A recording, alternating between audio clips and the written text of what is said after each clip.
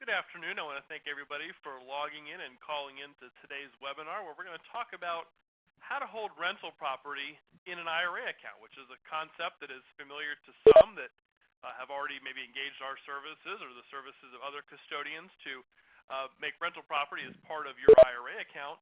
But for a lot of others, this could be something new, kind of a new concept of how do I actually use my IRA account in my old 401k funds to buy and invest in rental property. So today's webinar will hopefully give you a very good overview for people who are new. Some of this is a new concept to give you a lot of good information, the rules, the process, what's involved. And for even those who have already maybe been doing this, a good refresher course to give you a little bit more info or maybe reinforce those things kind of that you already knew. Now, as we go to the live seminar today, a live webinar, I should say, anyone who's participating live, if you have questions as we go along, the live webinar participants, please type your question into the chat box on the screen. Let me make sure that I address your question, if possible, right when you ask it, or if it's something I'm going to cover a little bit later, I might just delay the answering of that question. But please get those questions typed into the chat box. If you're somebody who's watching the recorded version of this, please write down your question. My contact information will be at the end of the webinar. You can certainly reach out to me at that time. At a later time, I'll be happy to get your questions answered. My name is Scott Maurer. I'm the Director of Business Development for Advanta IRA. I'm also a licensed attorney, and I've been with the company now for over 10 years. And during my time here, I've done a couple different things at Advanta. For one, I've worked with a lot of people through these transactions. So in buying and selling rental properties and going through that process of contract, closing, and beyond. I've worked with clients in that capacity. I've spent more times, though, in the last few years spending my time doing the education side, answering questions from people, meeting with new clients. It's really teaching a lot of the classes, the webinars that we have here today. Now, one quick disclaimer on Advanta IRA, what we do and don't do. We act as an administrator for IRA accounts. We do not provide legal, tax, and specifically and especially investment advice to any of our clients. So we can certainly talk about legal issues, which we'll do today, on what you can and maybe cannot do and some of the restrictions for buying property inside an IRA. We'll also talk about the tax implications of investing in an IRA, why some people utilize an IRA to make an investment rather than maybe personal funds. So we can talk about those issues, but when making a determination from a legal or tax perspective, should I do something that's possibly allowed, not allowed, or should I do this from a tax perspective? You really need to talk to your attorneys, talk to your CPAs to get answers on those questions. We can certainly refer you to professionals in those areas who can assist you. And again, most importantly, we don't do any due diligence. We're not an investment advisor. So when you come to us and telling us you want to buy a piece of real estate within your IRA account, that's up to you to find the property, find your tenants, ultimately decide what it is that you're looking at doing.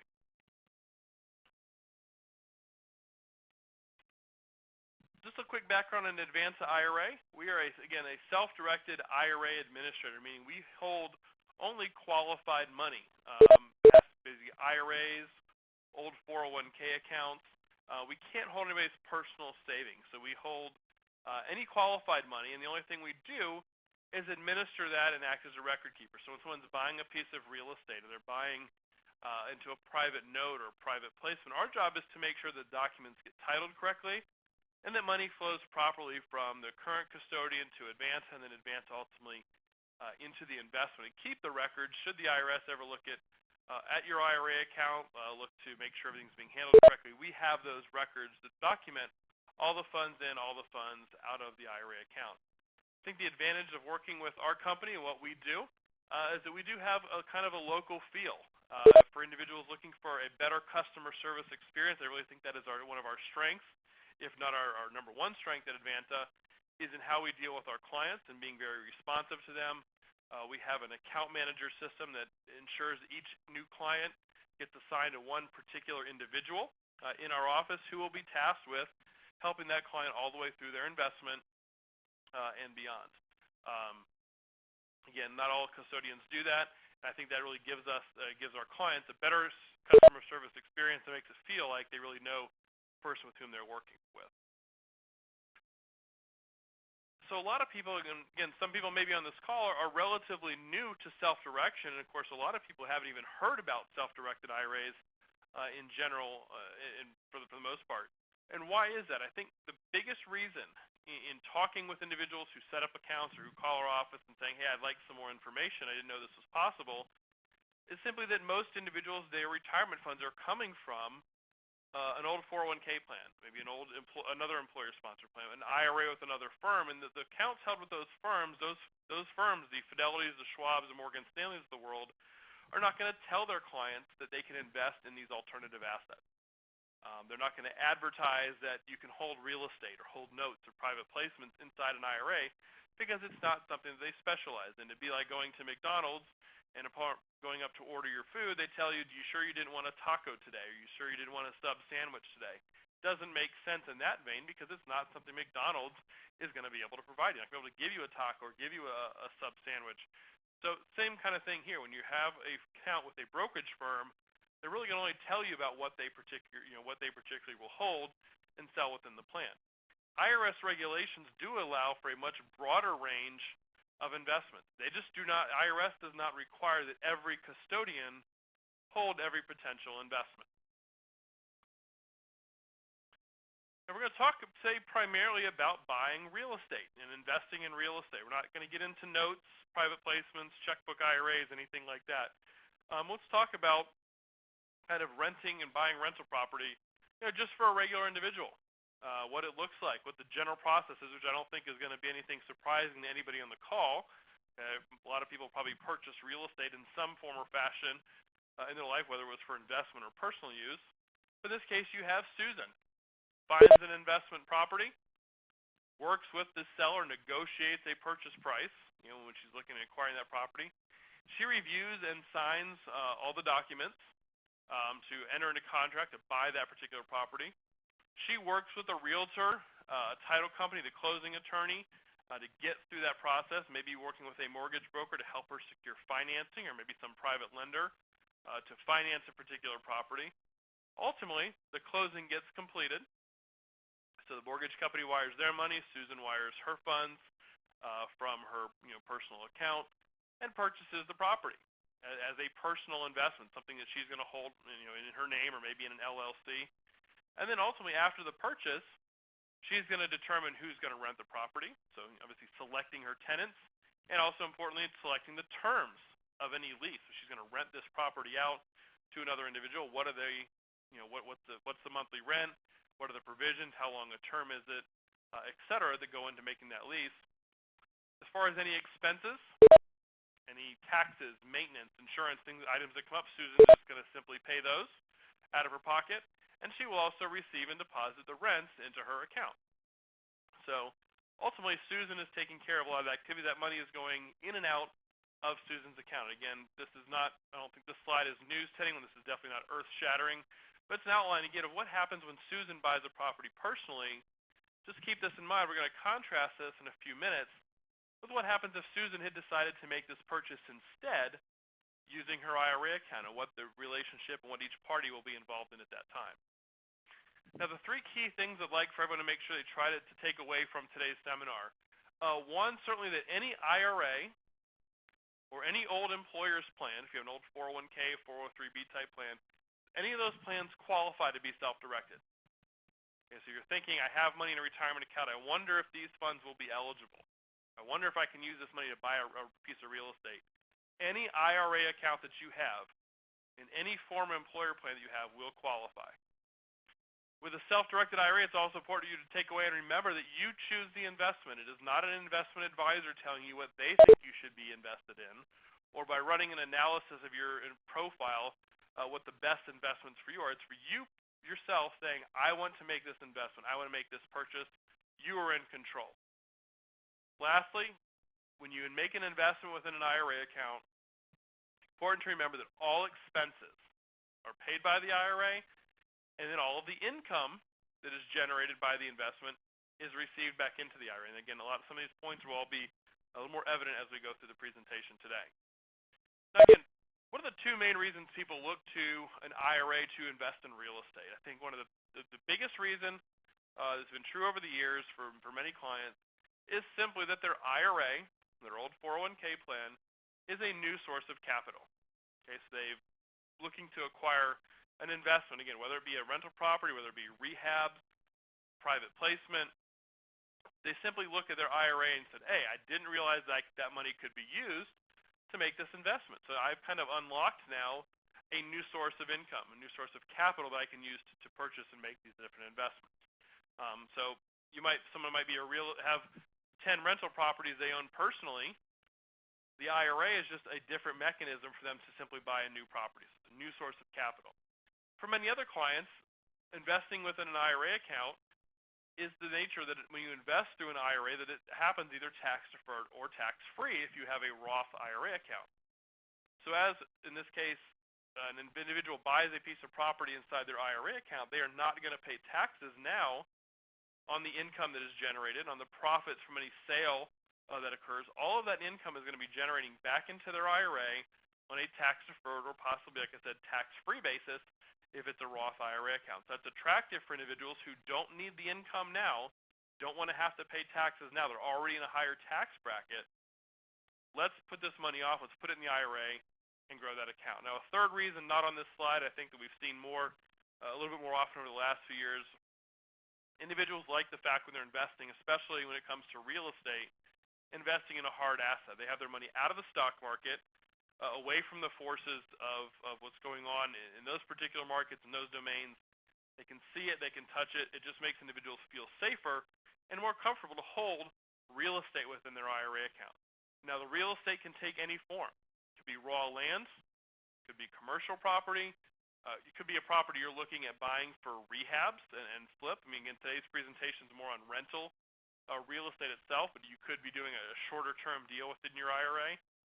And again, the property, if it's residential, could be a single-family home, could be a duplex, condo. It doesn't matter. If it's the use of the property is what's important, and we'll cover this again in a few moments. It does have to be for investment purposes. Your IRA buying, again, a property to rent out to third parties. You buy your IRA buying a property, rehabbing it, flipping it, selling it to a third party. It can't be a vacation home. Can't be something you want to personally use. But other than that, any type of real estate would qualify. Things we're not going to talk about today, but I would invite you to attend one of our other webinars to get a lot more information on these topics. Paper assets, really a lot of different type of lending instruments, using your IRA as a bank to lend money to other parties in the form of a mortgage loan, unsecured notes, doing assignments, joint venturing. A lot of different creative things you can do with paper. Again, we're not going to talk about these specifically today, but again, just another illustration of other assets that can be purchased. And then in addition to the paper assets, private LLCs, private partnerships, precious metals, foreign currency trading, private stock in startup companies or in community banks. And all of these assets that have these assets on this slide have in common with the notes on the paper assets and the real estate is that you find these assets and you find people making these investments within a self-directed IRA. An individual might have a lot of expertise in purchasing oil and gas rights. They may not have as much expertise in choosing mutual funds. That person decides, then I will use my IRA. Why would I invest my IRA in mutual funds when I don't know what that looks like and I don't know how that operates and I have trouble picking those assets, but I could deploy those funds instead into an oil and gas investment that makes sense to me. Or I can use that cash instead to go buy a piece of property that I can see, that I can touch, that I can put a tenant in, and I can control that much better. And again, that's why people are choosing the self-direct, getting out and getting into things that they understand and generally speaking can control much easier. Now again, the types of accounts that can be self-directed, any type of IRA, whether it's a traditional IRA, whether it's a Roth IRA, whether you have an IRA through your own business or maybe through your employer in the form of either a SEP or a simple IRA account. Those can certainly be self-directed as well.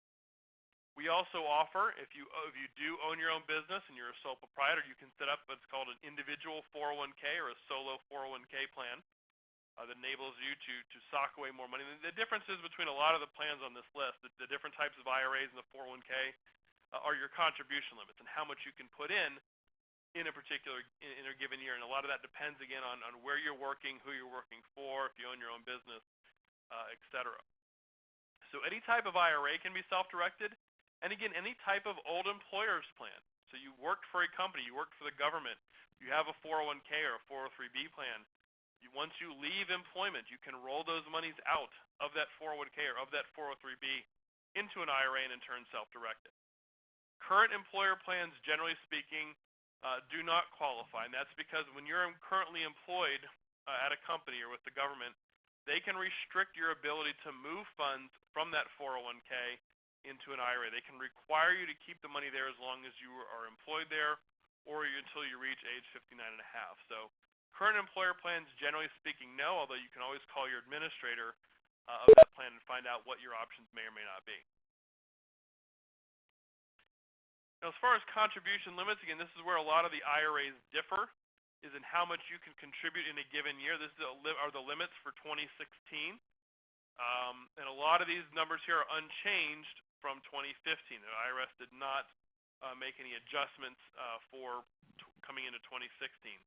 So as long as you have earned income, you can contribute the amounts or up to the amounts on this screen into your different type of IRA account. Now, again, you see the traditional IRA is $5,500 a year. The STEP, you can do up to $53,000.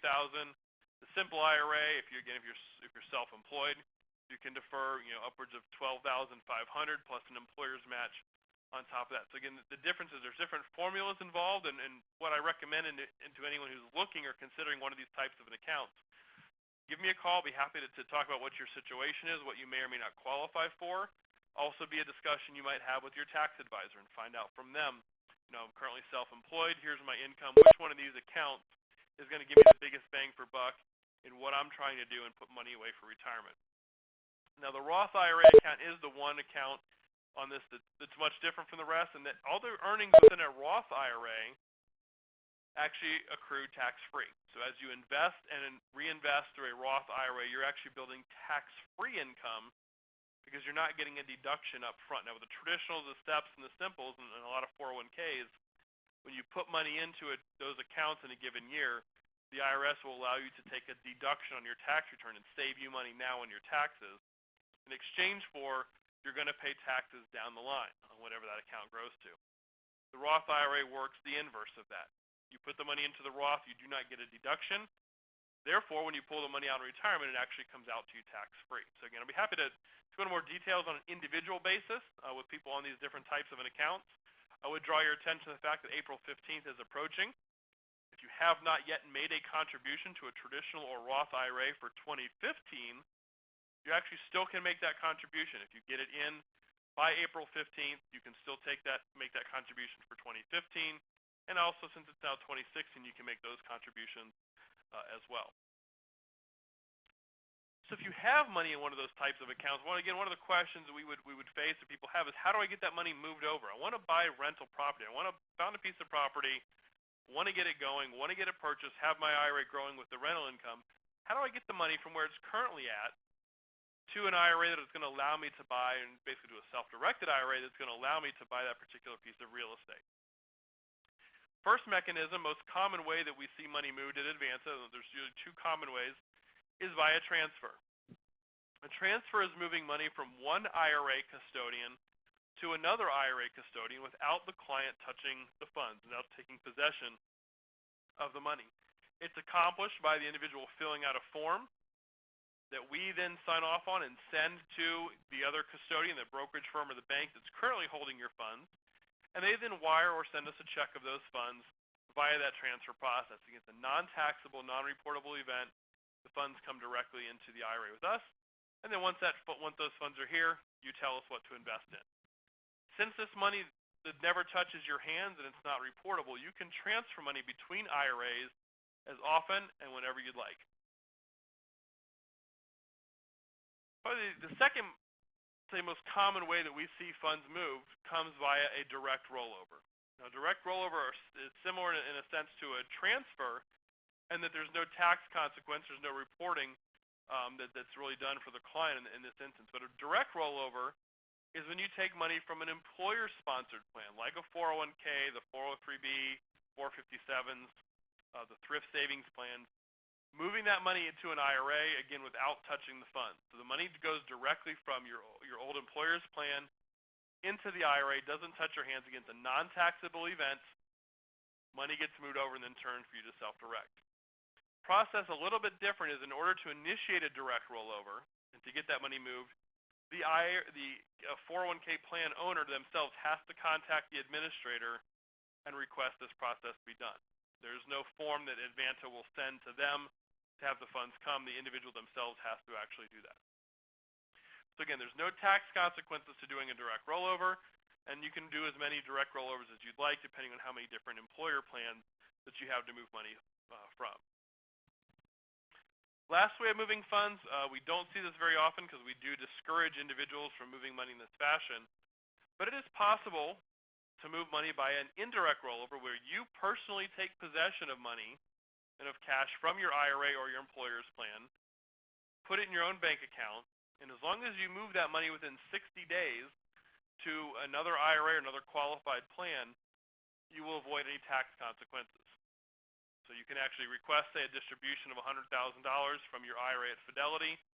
They'll send you a check or wire the money to your own account. They'll issue you a 1099 for doing so, and as long as you move that money back into another IRA within 60 days, it ends up being not taxable to you. Now, but you can only do this once per 12 months, and the fact that you will now be issued 1099s, other 5498 reporting forms, it can make it just a little bit more complicated, which is why we strongly discourage individuals from moving money in this fashion. Just kind of jumping back, talking a little more about self-directed IRAs, because transfers and rollovers, those terms apply whether you're moving money from Fidelity to Advanta or from Fidelity to Schwab. It doesn't matter. But as far as the kind of genesis of self-directed IRAs, and this is something that has popped up over the years, individuals asking and talking about what self-direction is, what self-direction is allowing you to do is to purchase this real estate without removing the funds from your 401k or from your IRA, paying taxes on the money, and then using what cash you have left to then acquire the asset. For instance, we've had, if you were to use your money, if you were to take money from your IRA, you call up your financial advisor and say, I want a distribution of cash, I'm going to go buy a piece of property. They send that distribution to you. You're subject to tax and possible penalties depending on your age. So you're going to pay potentially 20 to 30% of what you're withdrawing in tax. And then whatever money you have left to buy the property with, you're going to then also pay capital gains or other income taxes on what that investment actually earns. But by taking the money instead, moving it from one IRA to another IRA account, with another firm, or specifically hopefully with Advanta, you move the money in that manner, there is no taxable event. You preserve, in this example, the full $100,000 that's in the IRA, just gets moved from one account to the other. Now you can buy real estate with it, and all the gains that you make from that account will accrue tax-deferred or tax-free back into the IRA. I did have a question that comes up, and got to encourage as you have questions as we go through, please type them into the chat box. I'll make sure I get them answers.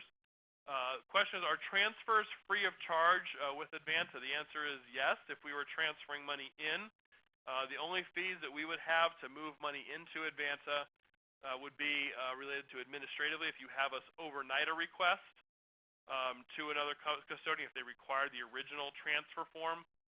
It might be a fee for the overnight fee, or if you're having funds wired to us, there might be a wire fee involved. But otherwise, transfers are free to move the money in. If you're transferring out of Advanta to another custodian, we do have a small administrative charge for doing that. It's $5, or I'm sorry, it's 0.005 of whatever is transferred from Advanta to the other custodian with a maximum. But as far as moving money in, the only fees we charge would be either if the money is being wired to us or if we're sending the request via overnight. And more custodians these days are accepting faxes, so the overnight fees don't apply very often. Now again, the potential investments. We went over kind of a couple slides on buying real estate, buying notes, buying just a lot of other different things.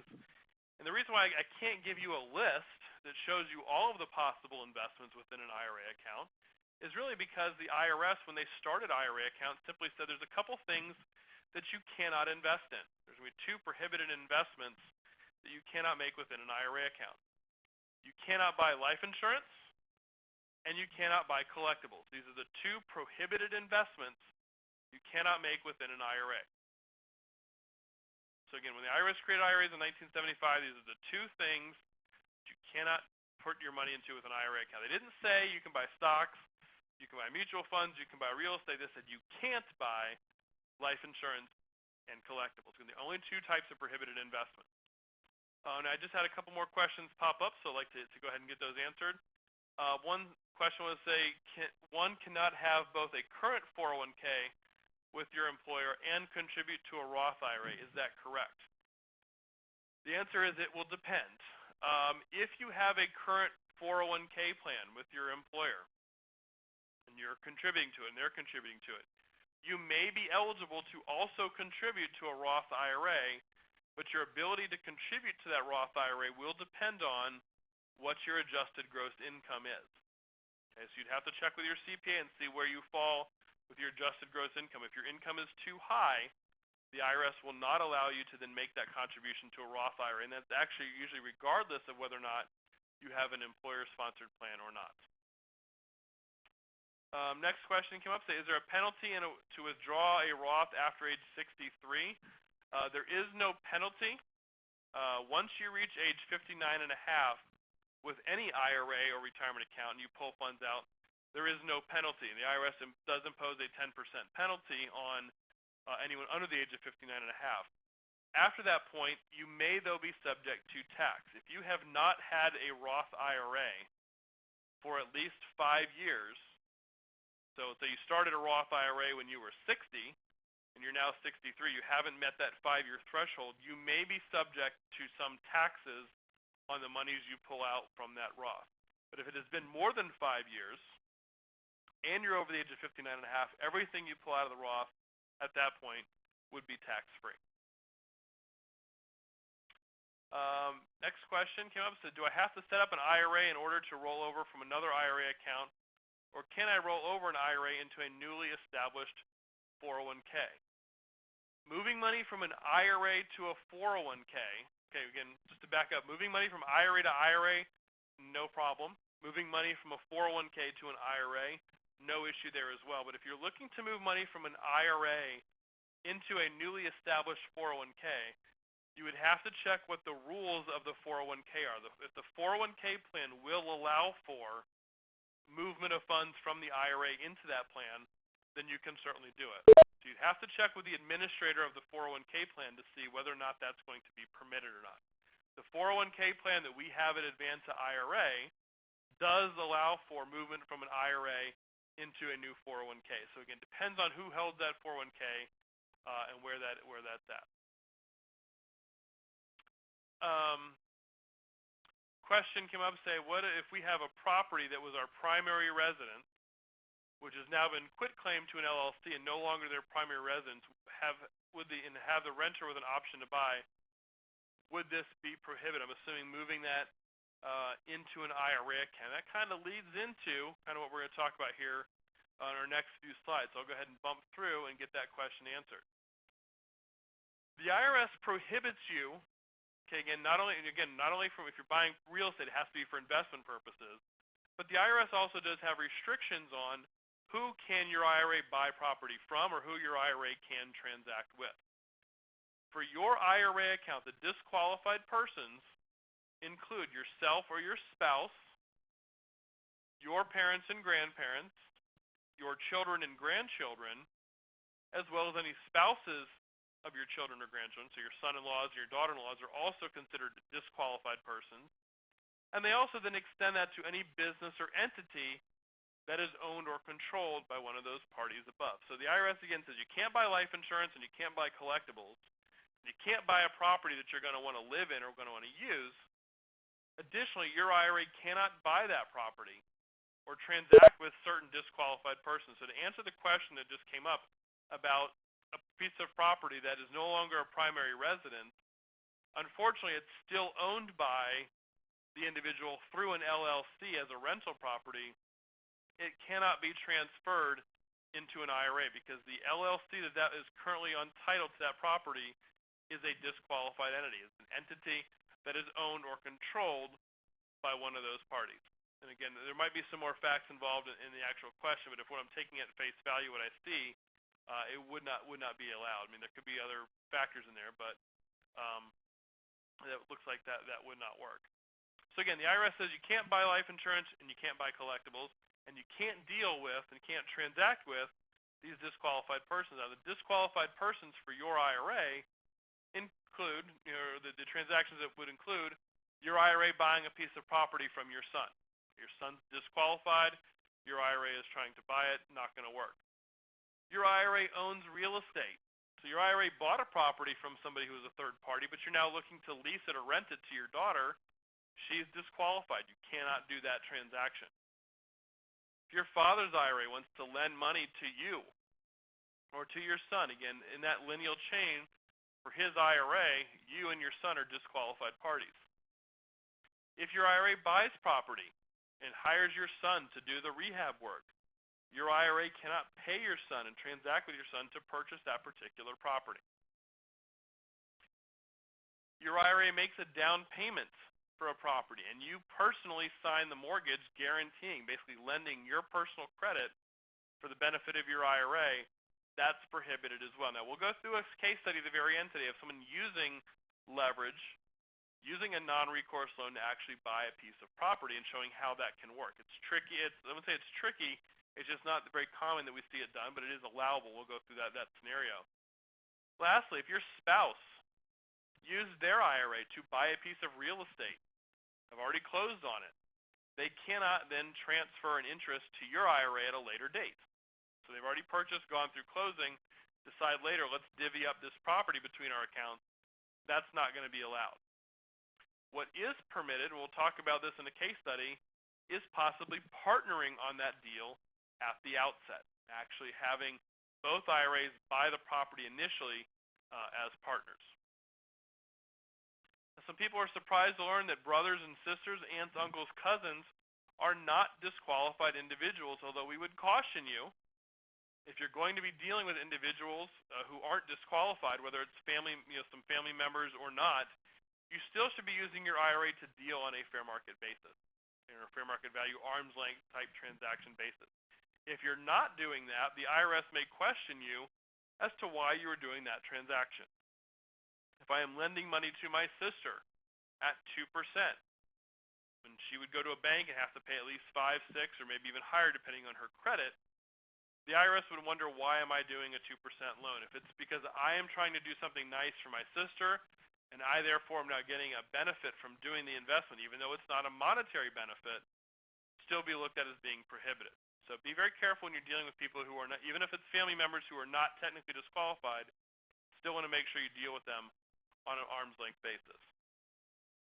So prohibited transaction involves the IRA, the disqualified person, and then a transaction between the two. And on a couple slides ago, all of those examples of a buyer-seller, of a landlord-tenant, of an owner or contractor, or a borrower-lender involve the IRA sitting on the other side of the table from a disqualified person. So it's a good way to envision a prohibited transaction is what side of the deal am I on, and what side of the deal is my IRA on, or what side is the disqualified person on.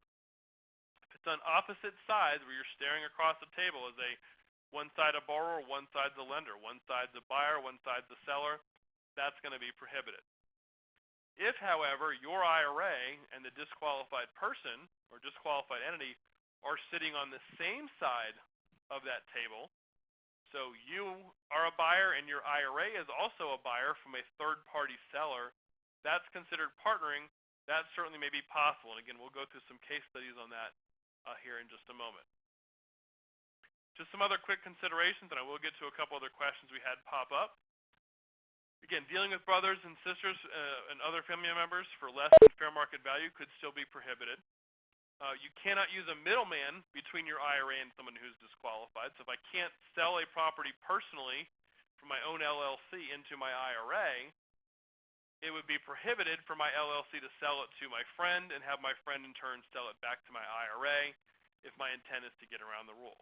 So again, even though each step may not explicitly be prohibited, the IRS will look at multiple steps as one if your intent is to get around that rule, and they consider that a step transaction.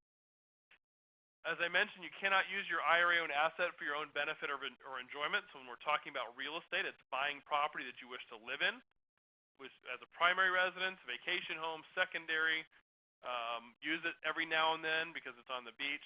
That is not permitted within an IRA. It's going to be strictly for investment purposes. Lastly, you cannot provide sweat equity for your IRA-owned asset. Doing your own maintenance. Okay, if your property, you buy a rental property, needs a fresh coat of paint, the IRS would consider it prohibited for you to do the work, whether your IRA is paying you or not. So make sure that when you do that transaction, you're buying a property, finding a third party to actually do the work for you. All right, so get back to a couple of the questions on the board, and like I said, if anyone has any additional questions, please throw them up there when they come up. I'm happy to get to them. Question says, if I take a loan from my employer's 401k, can I use the money and make a contribution to a self-directed plan? The answer to your question is yes, that you can do that. When the IRS is considering you, when you're making contributions to your IRA, does not matter where the fund actually came from. For instance, a parent could give their child money to make a contribution to an IRA. A spouse could give the other spouse funds. What you have to have is earned income. Now, if you do take a loan from your employer's 401k, you will then have to pay back that loan over a period of 5 years. Okay, so when you have a 401k account, you can actually borrow against it if you'll pay that loan back within 5 years. But you may be able to do that and take that money. And you are subject, though, to the limitations annually of contributing to an IRA. So if you were borrowing, say, $10,000 or $15,000 from your 401k plan and wanting to put it into a Roth account, you can only contribute $5,500 of that money into the Roth. Question says, what is my contact information? I will have that at the very end, the last slide, with my phone number and email address on it. So if you can hang around to the end, that slide will be there. We will also be sending a copy of this recording and the slides to you later as well, so you'll be able to get my contact information there. Question, if someone has $1 million in a self-directed IRA, what are the pros and cons of moving some of it or all of it into a regular IRA? And that's going into a Roth IRA. Moving money from a traditional account, which is tax deferred, into a Roth is certainly possible. Now, the pros of moving money from a regular tax deferred IRA to a Roth is that going forward, all of your income is now being generated tax-free. So all your rental proceeds, your profits on the sale, will be coming back into the Roth on a tax-free basis. Now, the trade-off for getting the money into there growing tax-free is that whatever you move, in this case, let's say you had $1 million IRA, let's say you moved half of it, $500,000 from the traditional into a Roth, is that you will have to pay taxes this year on the $500,000 that you move over into the Roth. It's called doing a conversion. It's allowable. It doesn't matter what your income is to do it. But you would have $500,000 in that example as a taxable event to you. So you would get 1099 for $500,000, put that on your tax return and pay the taxes. The benefits, it's going forward tax-free, just no matter how much you want to take on in one particular year of paying those taxes. That's why some people will convert to a Roth over a period of time, or take advantage of situations when they have lower tax years or they have a lot of deductions to offset that income. The question is, how does Advanta get paid? As far as our administrative fees, which generally it's about $150 to $200 to get an account open and get your asset purchased, and then anywhere from $195 to $295 a year per asset to manage that. Now, we get paid. An individual can pay our fees personally, or they can pay them out of the IRA account. Question, Advanta can set up a 401k for me. Do I have to be an employer to set up that 401k? What's the difference between an IRA and a 401k? This might be a more in-depth discussion for us to have a little later date, but in short, we do have a solo 401k plan. We call it the individual K for individuals who are sole proprietors. If you own your own business, whether you have it incorporated or not, if you own your own business and you don't have employees, we can allow you to set up that 401k and do all the administration there. The benefit of a 401k versus an IRA, for one, is how much you can contribute in a given year. With a 401k, between your salary deferral and employer match, you can contribute upwards of $53,000 or more into that particular account in a year. With which one IRA, you're limited to only $5,500. So you have a much different contribution limit, and there are a couple other rules that apply. For instance, you cannot borrow from your IRA. That's one of the things we just talked about as a prohibited transaction. When you think about you being a disqualified person, your IRA cannot lend money to you. But with 401k, the rules are a little bit different, and you can borrow from your own 401k plan. So in order to have a 401k, you do kind of in a sense have to be your own, for an advance account, have to be your own employer. Again, whether you have an LLC, a corporation or not, as long as you're employing yourself, you could have a solo 401k plan. The next, last question come up here, and we're going to keep moving on. Can I use my self-directed IRA to purchase a distressed property, and then my wife use her self-directed IRA to pay for the rehab? The answer is yes, but when you're partnering, we'll go through this example in just a moment. What you would do in that situation is have both you and your wife's IRA buy the property together, and have each of the IRAs pay for its percentage of the rehab repairs and split the benefits going forward. I think that case study will come up in just a moment. Will make more sense. Actually, last question very quickly. I have a traditional IRA. Can I contribute money to my IRA if I do not have earned income and you're over the age of 60? The answer is no. The IRS, in order to make an annual contribution, you must have earned income. W-2, Schedule C, income that you were paying self-employment tax on, or Social Security and Medicare tax. If you don't have that, you cannot contribute anymore to an IRA. Now, you can certainly use what's in the account to self-direct, and you can grow that account. And if this year you don't have earned income and next year you do, then you can contribute next year. But for that particular year, you have to have earned income. And again, stay in a similar vein with another question that came up. Without earned income, I cannot contribute to a Roth. Correct. If you're living off of an investment portfolio, Social Security, that type of income does not qualify to make IRA contributions. So a lot of really good questions. Keep them coming in, but I do want to move forward and kind of get into now really about buying real estate using an IRA account and what that process. A lot of what we talked about so far has been some of the rules. We talked about these earned income and contribution laws. Those apply really to any type of IRA account, whether it's one with Advanta or one with Schwab or with your local bank. What's different now is the ability with a self-directed IRA is to invest in and buy all the alternatives we talked about. We're going to focus now really on simply buying the real estate. So again, we'll kind of get back to this particular slide. We talked about this earlier. Susan, buying a piece of property without using retirement funds. Okay, she's just using her personal money as an ordinary investor, ordinary individual might buy, going through the process of finding the property, negotiating the price, going through the closing process, and ultimately, receiving the rent and paying the bills out of her own account and keeping track of that. What she decides instead, maybe Susan's one of you on the call today, says, hey, I like this concept, but what if I buy a property instead using my IRA? How is that process going to work? So Susan, she has $100,000 in her traditional IRA account, finds a property that she can buy and get fixed up for a total of about $90,000. So she has enough capital in her IRA to simply buy this property for cash and have the extra cash to make the repairs to get that property renting and getting that cash flow coming back right into her IRA account. So Susan, how to get this process started? The first step is opening up and funding an Advanta IRA account. Filling out our paperwork, a very standard financial paperwork, as if you're opening up a checking or bank account. A lot of the same things are needed: address, Social Security, beneficiary designations, etc.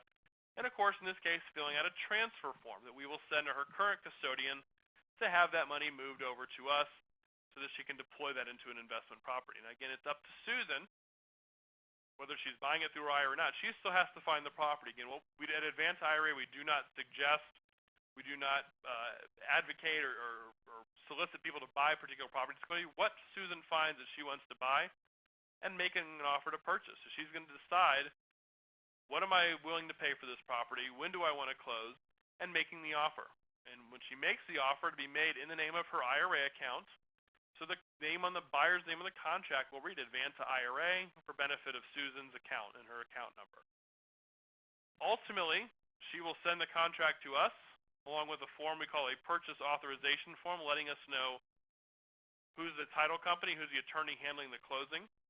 Our job at Advanta will then be to work with the title company or the escrow agent to make sure that the documents, the deed, settlement statement, title policy, etc., all show Susan's IRA on the title. Now, if she'd bought this property personally, it may have just been the name of, Susan Smith personally or Susan Smith LLC. In this case, again, the name on the deed and ultimately on the closing documents will be Advanta IRA for benefit of Susan's IRA and her account number. Our job at Advanta will be to sign all of the closing documents, including the contract, settlement statement, and to wire the funds out of her account to actually complete the purchase. We will not do any of that activity until Susan has reviewed and approved those particular documents. So she will need to read through each document, initial off that it's acceptable, that she's read it, she's approved it, at which point the closing gets completed, and we wire the funds to the closing agent. Now, once a property's been purchased, the rents that Susan is charging to her tenants, they must be paid back into her IRA account. So not going to go to Susan personally, we instead paid to her IRA. Any expense, the repairs, the initial repairs to get this property rented, the maintenance, the taxes, insurance, also must be paid from her IRA, and it's based on the percentage of ownership. In this case, Susan owns the property 100%, so 100% of all expenses are paid out of the IRA, 100% of all the income comes back into the account. Our job, again, in Advanta, to process those checks out. So Susan sends us the bill, we get a check cut, paid to her vendor. When she has her tenants making rent payments, those payments come directly back and deposited into her IRA. And she can track her account online and follow along with the monies coming in and leaving her account. Every day that funds come in or leave your account, you will get an automatic email telling you what's occurred as well. Now, what if your IRA was short on funds? I mean, you didn't have enough. In this case, Susan didn't have the full $100,000, or I should say maybe $90,000 to make that purchase. What were some of her options? What would be other options she might have? One we're going to talk about in just a moment is partnering, using your IRA and combined with other people's money, your spouse's IRA, somebody else's personal funds, other people's IRA, other people's money from their company. You can partner with anyone as long as you split the income and expenses proportionally. Again, we're going to go over a case study on that in just a moment. You could certainly make an annual contribution. So if you were running just a few $1,000s short for an expense, you can make your contribution for the year and have that cash then go and be used to pay that bill. Lastly, we'll go ahead and hit a case study at the very end today as well. It would be possible, albeit not as often we see it done, but it is possible as well to borrow funds with a non-recourse loan. We'll go over some of the basics of that in that particular case study. Now, when we talk about partnering, in this case we have Paul and Linda, husband and wife. They have money in their IRA accounts, have a decent amount to work with, but the property that they have their eye on is going to need a total of about $170,000 to actually acquire and get it fixed up. So for Paul and Linda, they don't have enough in each one of their accounts, but they see a good opportunity, they want to take advantage of it. They are not stuck. It's, again, not a situation where one IRA has to own the entire property. They can purchase this property together as partners. When they do so, again, both of them in this case will open and fund their Advanta account. Again, going through the process of the paperwork, getting money transferred in, and again, same, finding the property, making an offer to purchase, submitting the form to us, in this case telling us, Paul's IRA is buying a 50% interest in 123 Main Street, and Linda's IRA is also buying a 50% interest in 123 Main Street.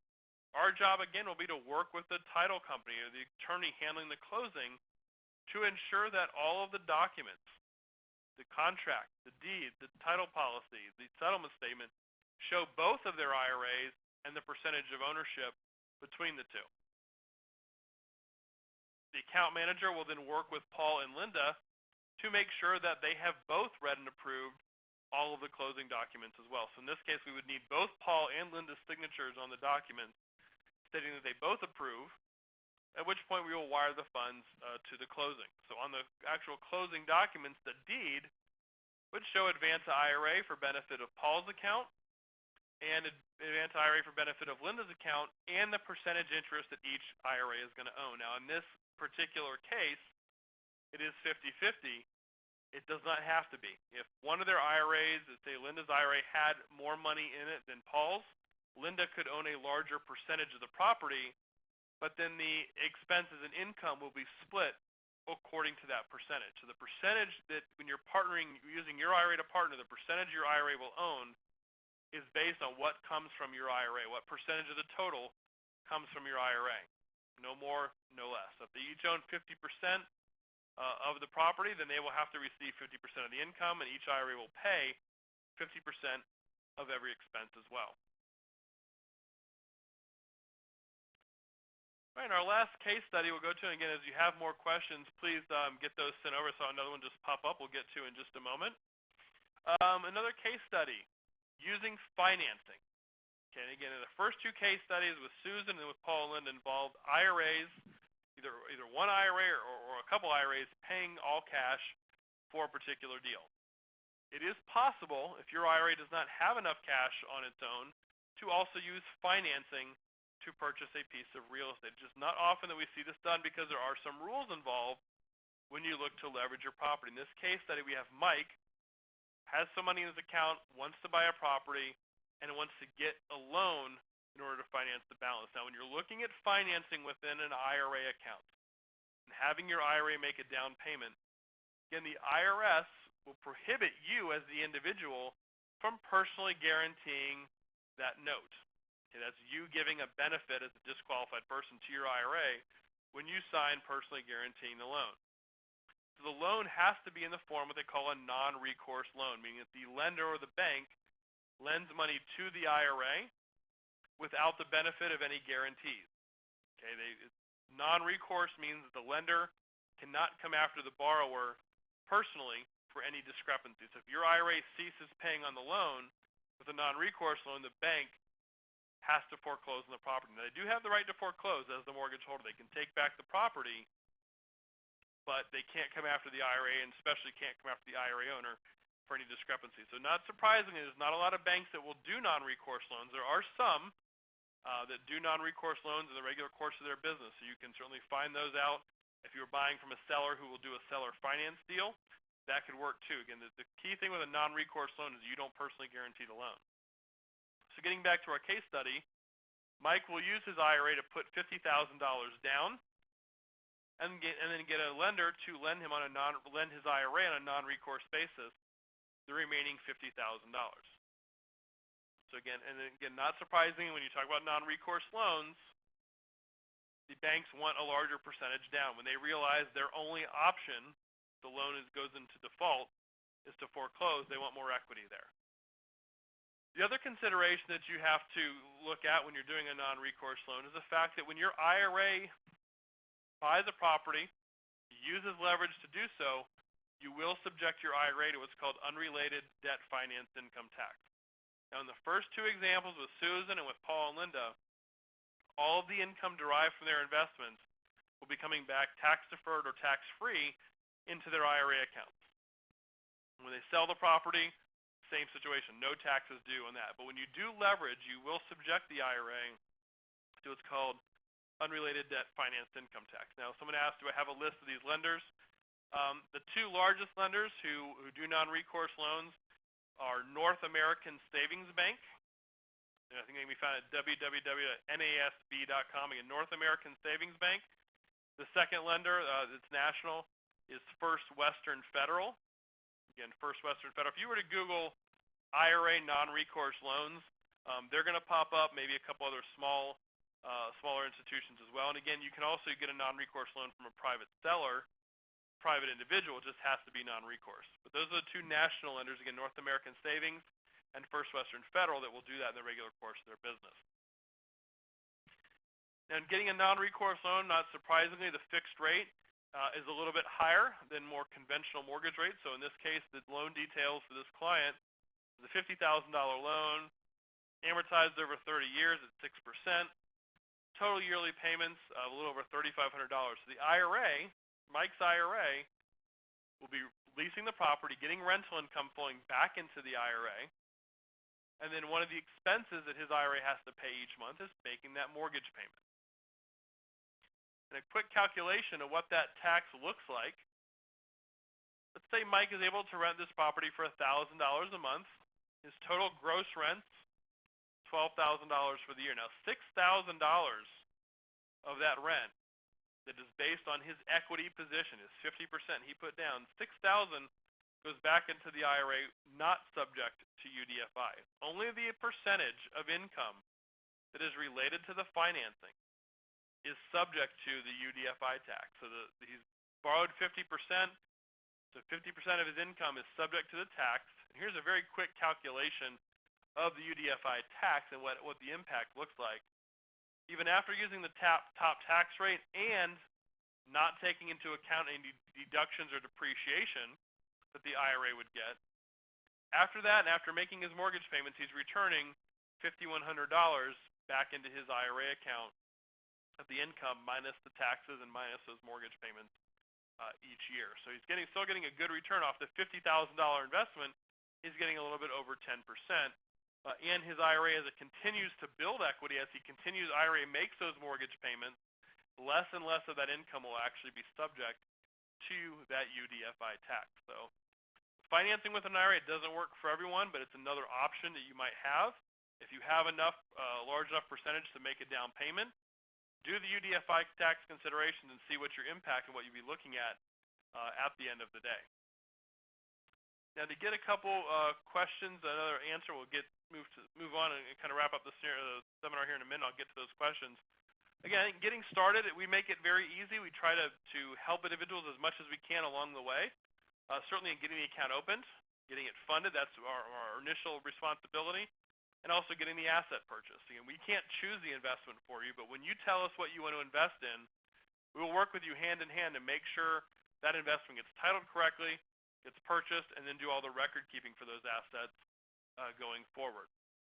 And again, the three things I want to make sure everybody took away from the seminar today, again, I will get to these questions, and if you have a few more, get them typed in, is that any IRA or former employer plan would qualify against. If you were thinking, I want to buy a rental property, what monies do I have available that I can use? Any IRA, any old 401k plan, 403b plan will qualify. You can use those funds to buy property. And again, as we saw in all the examples, the client chooses the investment. Whether it was Mike, Paul and Linda as a married couple, or Susan as an individual, they are actually going out, finding the property, deciding on whether or not it's a good investment for them, and ultimately as well deciding what they will pay for that particular property. And as well, any expenses, the income, all have to flow in and out of the IRA account itself. If your IRA owns the asset, all of the rental income, profits on a sale flow back to the IRA, any expense gets paid out as well. Now, I did have a questions come up. We'll get to these now. I think two of them are very similar. But first question came up and said, if I pay myself in my business, do I have to file a W-2 in order to contribute to my IRA? If you do pay yourself, you just have to make sure that you pay yourself in such a manner that you are paying self-employment taxes and Social Security and FICA taxes on that income in order to qualify and then contribute to your IRA account. That's an excellent thing to talk with your CPA about in making sure that the income you have, if you're paying yourself, that you're categorizing that correctly, that it comes up as earned income, whether it's a W-2, whether you're getting a 1099 from your company, but it has to be designated as earned income to qualify for contribution. Question comes up, do you have as much of control or authority on the IRA account if I have a checkbook control LLC? Now, a checkbook control LLC, one of the other questions said was, one of the other questions, will you cover an LLC combined with the IRA? That strategy we usually see involves an IRA forming its own LLC. That's what they call checkbook control. Now, what we've talked about so far today is all the funds coming in and out of the IRA account at Advance and having our staff here receive the payments, pay the bills, etc. Now, the Checkbook Control LLC, your IRA sets up its own LLC, and you, instead of Advance and directing Advance to purchase a particular property and then pay all the bills, you can instead instruct us to just simply send the funds in your IRA into that LLC structure. If you name yourself as manager of that LLC, you will get to be the one getting the bank account open and then have the ability to sign the documents for the purchases, to pay the bills, receive the rent, and control that all in your LLC account. So it does give you much more control over the account. Now, you still have all of the authority in deciding whether if you're using a checkbook control or you're telling us to make an investment. You still are directing that activity. The checkbook control just takes the check writing authority and puts that in your hands to make those deals. With that structure, though, also comes added responsibility to make sure that you're following the rules that we talked about and keeping good records as well. Question says, will you cover an LLC combined with the IRA? Yes, that's what I was just mentioning. That way, one rental problem does not hurt all the other funds in the IRA. That is a legal determination if you're investing using LLCs to buy and sell property. One of the reasons people use LLCs is because they are limited liability companies. You can shelter some of the liability, shelter other assets. That's a question, though, where you would have to talk to an attorney to make sure you're properly protecting yourself. Not every state where single-member LLCs don't have liability protection in every state. In Florida, I know that is dubious protection, but that's a great question for an attorney to give you advice to make sure you're protecting yourself. Question says, who does the year-end accounting? Advanza, we will provide and report any 1099s. So if you were to ever take a distribution from your IRA, you have the rental income coming back in, you want to take a portion of it out to live on or to pay for a vacation. We do the 1099 reporting. We also report on Form 5498 to the IRS, any rollovers, and also the fair market value of every account at the end of the year. So we do ask you at the end of the year, towards the end of the year, to provide us and update us as to the value of any assets other than cash that you have in your account. So if you have a piece of real estate, getting a property tax appraiser's bill, having a realtor do a broker's opinion, that would all be fine to update us as to that value. So we do that. That's the year-end reporting that we do. Now, as far as the annual accounting, we will have been keeping track of all the income, paying all the bills if you are buying that property through the IRA account itself. So we will do that type of accounting. We can certainly provide you with a statement that shows that money in and out. If you are using an LLC, and this goes into the next question we're adding, the reporting that we do, and I should say the only IRS reporting that we do is to report on a 5498 what the value of your account is. We do not have to report all of the transactions, all of the money is in, all of the money is out. All we simply provide the IRS is with one figure at the end of the year as to what your account is worth. So that's the reporting we do. And under a checkbook control LLC, we are not doing any of the record keeping. That's being handled by the manager, but we still would ask you to provide us with an updated value so we can report that to the IRA as well. So with a checkbook control LLC, what is our value add? Basically, if you're going to have an LLC, you're going to have an IRA invested, you still have to have a custodian. So our value add is that we will still hold that particular checkbook control LLC. There are some self-directed custodians that will not hold it. They don't want to hold that type of structure. We will. So we certainly are familiar with that. We can refer you to people who know about setting up checkbook LLCs and can help you. We even have a webinar in seminar. I think we'll be having another one coming up in April on checkbook control LLCs in particular. So make sure you check out our website at advanceira.com to sign up for one of those. Question said, I just retired after 35 years with the same employer. Can I take the rent only to live on? Certainly. If your IRA has bought a piece of rental property and you're getting $1,500 a month in rent each month back into your IRA, you can take as much or as little of that money as you want as a distribution. So once you retired, you're over 59 and a half, you can pull that money out, the rent's on as you wish. If you don't need the money, you can let it sit there and continue to grow. If you'd like to take it out, that's completely up to you. Question: if the IRA puts down 20% towards a property, is 80% of the revenue taxed? And the answer is, I guess, if you're talking about the non-recourse loan, yes. If your IRA puts down 20% and your IRA obtains a non-recourse loan for the other 80%, then 80% of the revenue the IRA receives will be subject to that tax that we covered, to the UDFI. Again, not to confuse anyone, but if you're buying properties for cash, that UDFI tax I explained then never occurs. Doesn't affect the IRA at all. It's only when the IRA uses leverage. Questions: if a husband and wife own the IRA, the two accounts, do both parties have to be 59.5? No. We have many clients who have not yet reached 59.5, and they are still making investments within their IRA account. The 59.5 rule would only come into play if you decided to take a distribution from the account. So if you were, say, 45 years old and you're buying rental properties inside your IRA account, having that money coming back in, and you can just let it sit there and grow. It's at which point you decide, I want to pull the money out. If you're under 59.5, you'd have a penalty. You could be over 59.5 and leave the money there as long as you wish, and not take it out. So you kind of have 59.5 really only affects when you're taking a distribution. Question to clarify says that I was a teacher for 35 years and I'm under 59.5, county employee, can I take the rents to live on? If you were to roll that money to an IRA and you're under 59.5, you would pay a 10% penalty on pulling those funds out.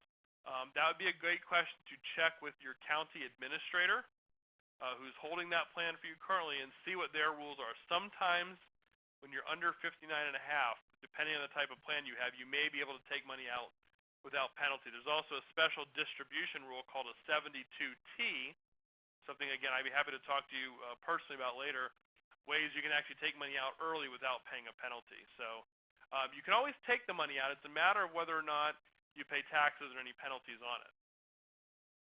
Another question came up, and I'd like to conclude the webinar in just a moment, but buying through tax sales, does that make any difference? How does that work?